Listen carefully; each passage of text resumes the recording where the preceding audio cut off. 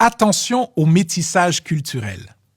Il est un grand danger lorsqu'on accepte de mélanger d'autres cultures à celles du royaume de Dieu.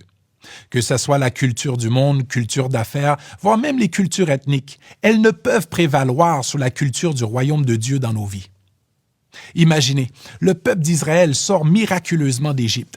Et lorsqu'ils se rendent à destination, ils se patientent de la venue de Moïse. Et ils demandent qu'on fabrique un veau d'or. Autant que cette histoire peut nous sembler un peu bizarre, c'est la réaction d'Aaron qui est surprenante.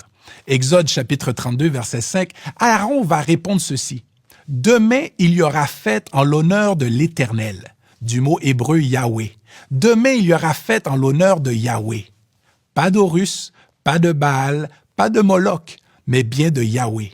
Comment le peuple d'Israël a pu croire qu'il pouvait adorer l'Éternel notre Dieu par la figure d'un veau d'or? La réponse est simple, par le métissage culturel. Ils avaient passé trop de temps dans un système étranger où ils voyaient les Égyptiens célébrer leur Dieu de cette manière.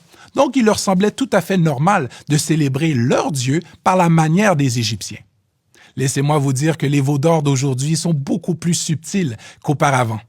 Que ça soit la liberté de conscience, la surconsommation, le culte de beauté, l'obsession de s'enrichir, l'égocentrisme. Toutes ces cultures nous rappellent que malheureusement, on a accepté un métissage culturel qui s'oppose à la culture du royaume de Dieu. Alors usons de vigilance et de discernement pour voir quel genre de métissage on a accepté dans nos vies et qui s'oppose à la volonté de Dieu. C'était une autre dose de détox. Si vous avez aimé ce contenu, abonnez-vous. Et si tout comme moi, vous aimez l'Église de Jésus-Christ, partagez ce contenu à un maximum de personnes.